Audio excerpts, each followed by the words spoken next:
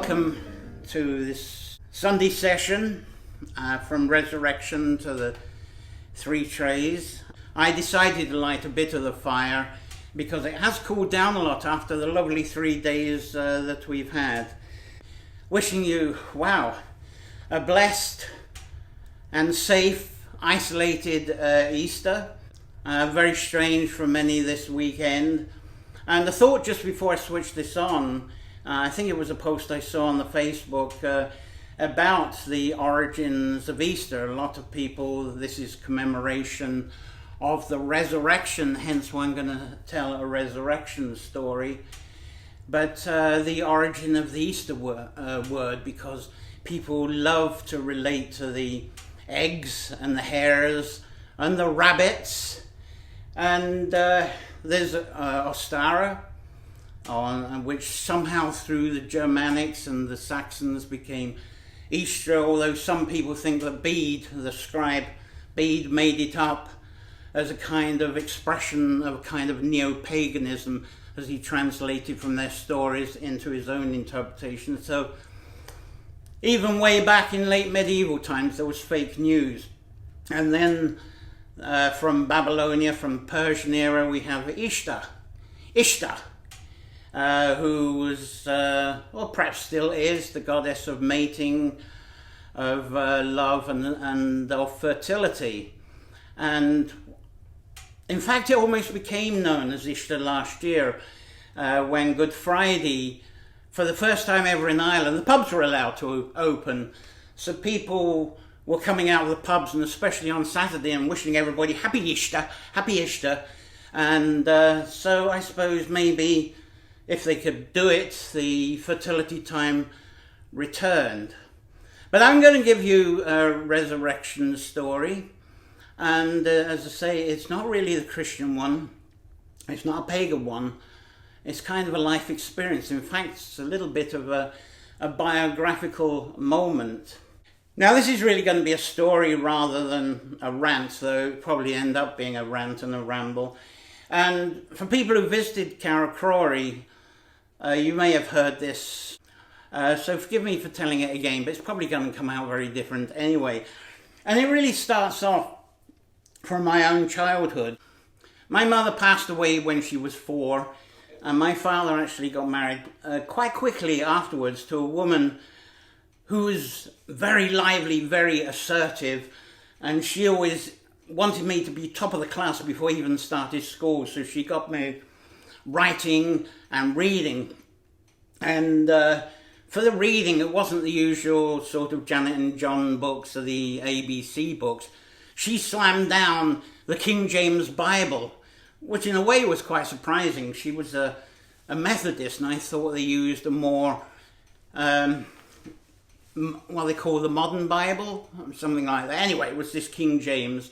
And I remember I got excited by the challenge of reading this, and I actually managed to work out the words and some sort of pronunciation of them. And as I figured all these words out, and I absolutely loved the challenge, and I'm surprised that even today that I'm not speaking to you with lots of these and thous and whence and hence and all those words that I was obviously learning as first reading words. But I got fascinated, not because of the religion, not because of Christianity, but fascinated by these fabulous stories. And the one story that really got my attention was the resurrection, because it was going through my mind how many people were considering that everything was an end game. Today we sort of call it linear, that there's a start and that there's an end. And I couldn't accept that. I couldn't accept that stuff came to an end, that somehow there was a cycle, there was a spiral that we always were part of. So when I read the resurrection, I thought, goodness me, this is pretty cool. Here is this lad, Jesus Christ, the crucifixion on Friday, but no, he was sort of taken away in a cave, and he actually returned to life, and to life forever, to infinite life hereafter, infinite life I should know the biblical term for that, but that became obviously the cornerstone for the Christian religion. But understandably so, and then in later years when you go to secondary school, high school, whatever, one of the first physics lessons you actually learn is that nothing is formed or destroyed, it's always changed into something else. And it was great to get that verification when I was at school. So to get on with the story of this, as I say, she got me reading and writing, but she got impatient with me because I was very much a child of wonder. And wherever I was going, I had to stop and look at things, and she used to get very irritated because she was off to go to somewhere. And at that time we were in the Yorkshire Moors, between Baildon and Ilkley, a place called the Glen. Lovely place, because down in the valley there was water, there was a woodland, and I'd play in that. Or I'd be up in the moors flying my kite. It was a lovely start, I must admit. There were some challenges, but I'm not going to go into that in that story. And her mother lived in a sort of rural area in another direction outside of Bradford. And we go to Bradford, I don't know if it was once a week or every 2 weeks. And that was to do some shopping or errands. And to get from Bradford, she said it was a shortcut, but it was very pretty. And it was through a park, a lovely park. And it was this time of year, I don't know if it was Easter, but it was certainly very close to this. And we were wandering through, and there was a crowd of people gathered. And the crowd of people, it was a stage. And around the stage, there were people performing. Now, to backtrack a bit, where we lived in the Glen, we used to get home deliveries of various things, and most notable was the milkman and the baker.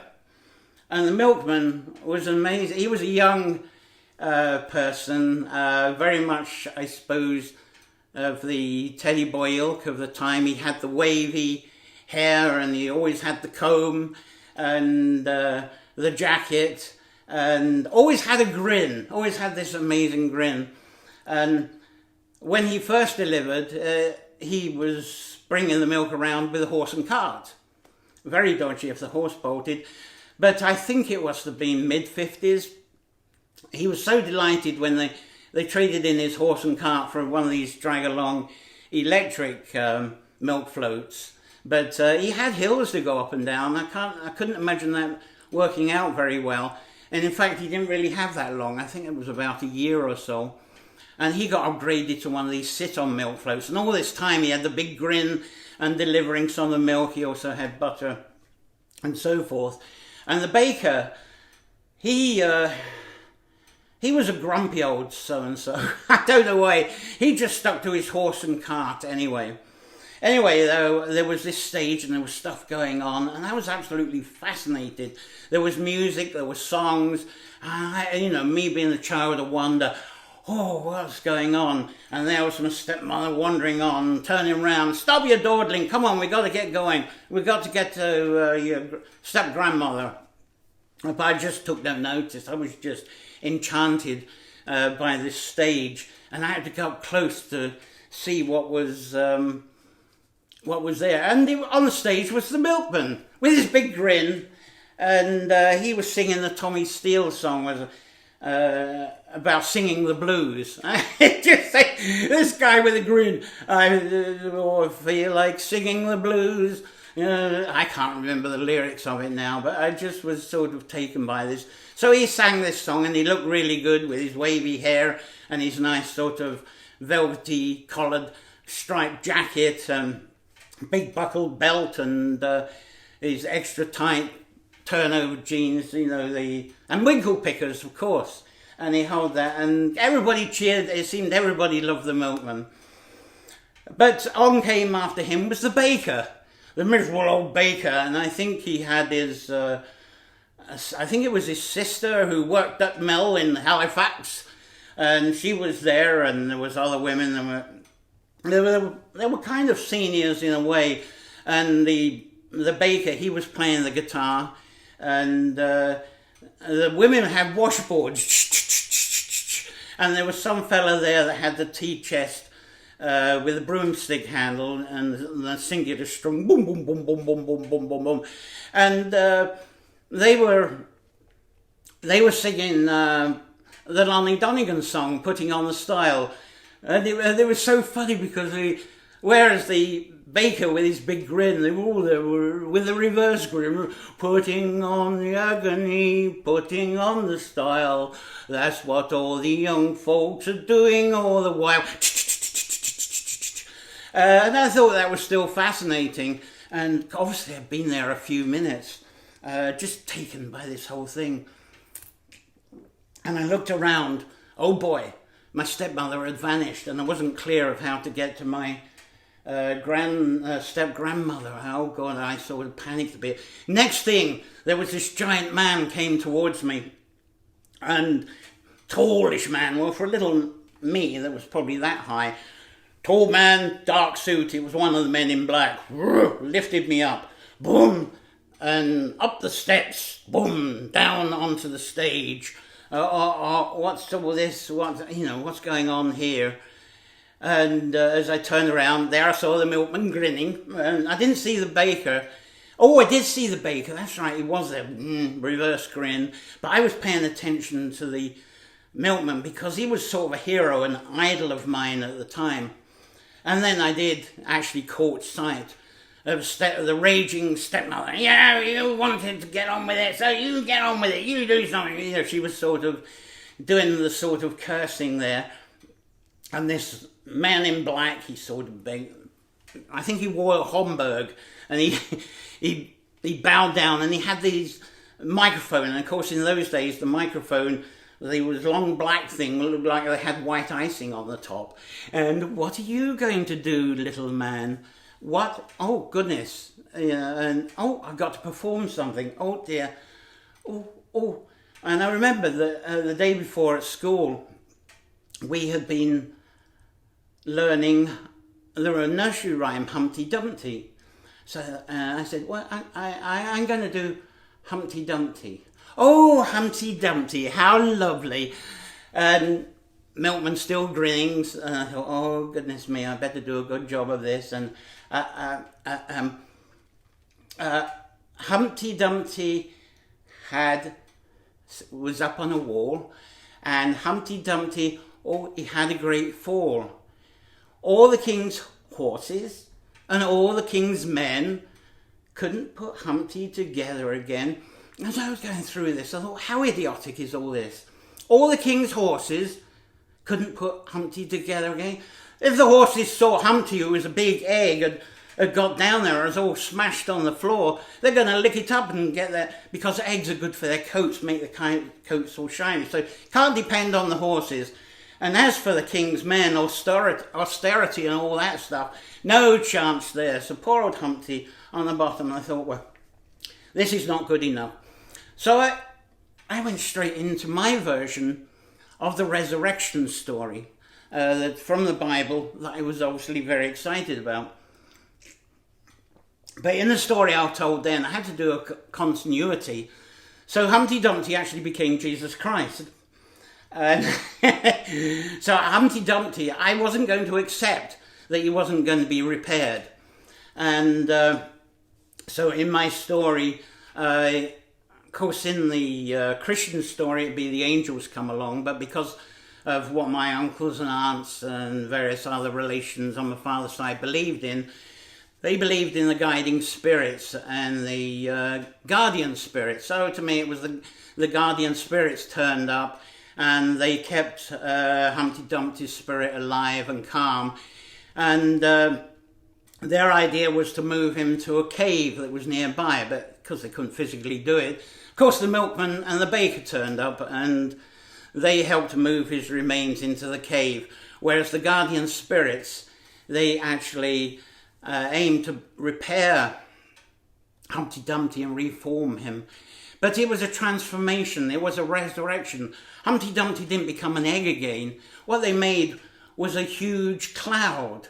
And they released this cloud, and this is the story I told on the stage, releasing this cloud that spread everywhere and sprinkled lovely fertilizing rain, and all these flowers came up. And meanwhile, the milkman and the baker, they actually collapsed the wall, and so there was no wall anymore. And like in all these stories, because there was no wall, no boundary, everyone lived happily ever after. And that was the story I was told. I went on to a sort of finalising verse that I made up about Humpty Dumpty, but unfortunately I haven't got that with me now. So that was my story of resurrection. And as I was thinking about that, I was thinking, well, in any story, if you're telling a story, and if you're writing a book, if you're writing a short story, if you're following a theatre play, or you're watching a movie, there is definitely a format. And I think back to the Three Trees. Now, the Three Trees, the Trai of the bard, and these were the enchanting strains of the bard. With most stories, everything's quite nice and happy. There was Humpty Dumpty sat on the wall, obviously very contented, very happy. He was going through Geantrai time, Geantrai. So he was going through his Geantrai, various pronunciations of it. So things start happy, and everything's sort of going to a routine, not much in the way of troubles, just like we were before the coronavirus came in, I suppose is a good way of putting it. And the thing is, with a story, it's not going to really sell itself if everybody is happy and they remain happy. I mean, we love sort of happiness, so along comes the Goiltrai. The Goiltrai, Goiltrai. And this is the time of challenge, of melancholy. And some people would say darkness. And one of the things that peeved me as a child, and I think it still does now, is how many people get locked into that. It's like as if they get to the crucifixion, the Good Friday, and they stay there. It's as if this belief in the end game. And of course we got this, if you're online with social media, we're getting this with the conspiracy people. This is an end game, that Bill Gates is becoming the puppeteer of our all. And I suppose the 5G is going to irradiate us all, and that's more serious than catching this stuff that's going around, all this sort of stuff. And even with burials, I think sometimes the body is there, you got the grace, and boom, that's the end of it. But I'm always thinking about the resurrection, and even that basic physics, that nothing is created or dies away, it just transforms into something else. And that transformation time is the one I love, the Sauntrai.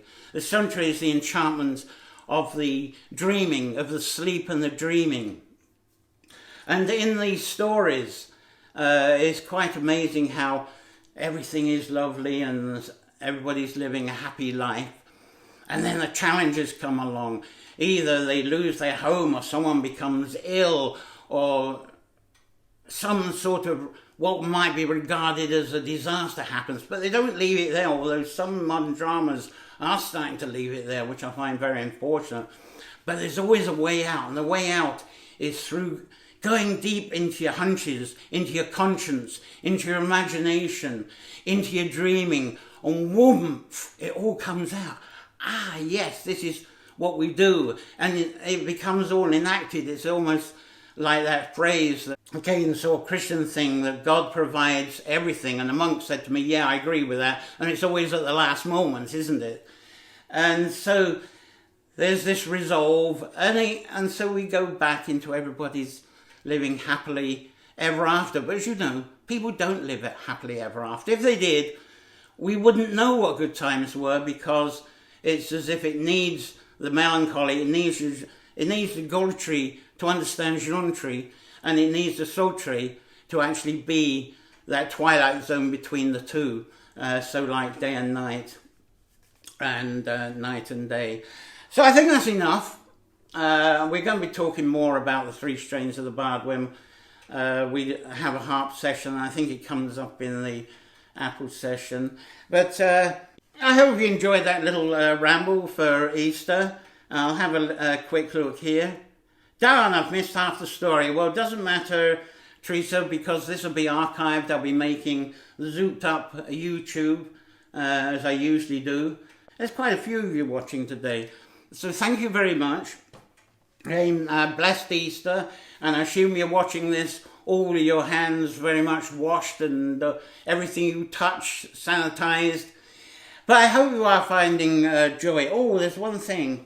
I usually finish off with a poem, so I haven't really got a poem for this, but there was something I posted, and I called it The Nourishment of Love, and I hope you don't mind me reading this for a couple of minutes. The Nourishment of Love.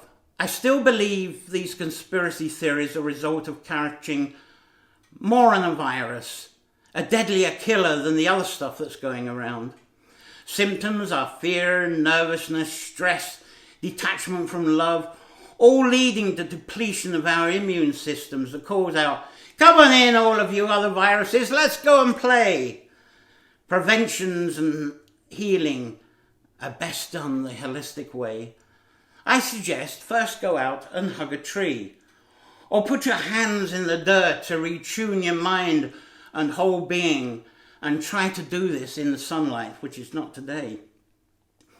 Then before the virus rebounds back, get involved in planting some trees, a hedge, some shrubs, sow seeds, get plants to grow food, create raised beds if you need to. But if it's raining, showering, cold or dark, you can start and continue the book you have promised yourself to write for many years. You can record the songs and poems you've also written over the years. Learn how to make baskets. Learn pottery. Learn poetry as well. And even self-build a hobbit house. Put your hands to work and let the voice of your heart, your conscience, your instinct flow through. And this should protect you from the logical man-made moron virus infecting you and destroying this precious moment, this precious time we have that many have longed for so long. Clinical trials about this? Well, I don't suggest you thinking back to past worries, otherwise you'll infect yourself again. But I suspect that 1% of all those past worries and fears that you've had, and may still have, actually become your present and actually happen. Now compare that to the possibility that 40 to 60% of what you sow and grow now could reach maturity and you'll be able to harvest. The only side effect that I know from this natural therapy is through the daylight hours. The daylight hours here in the Northern Hemisphere, they're getting longer, but the days actually seem to be getting shorter. Are you finding that? It's as if suddenly we've got too much that we want to do. And being so full of ourselves, our love and creativity, the coronavirus and other viruses, they just give up and they go away. Well, what they do is they starve. That's what they do. They starve. And we've deprived them of their nourishment, as they are no longer the colonists that are enslaving us. So wishing you a good feasting, a good egging, a good nourishing Easter. And if you're in the garden, well, that's really celebrating it.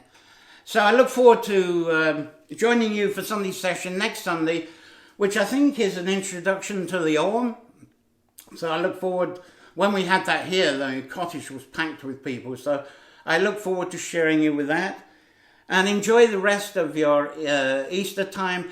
Enjoy the rest of your isolation time, your creative time, your planting time, and your connecting with all life time. Thank you very much for watching. Bye.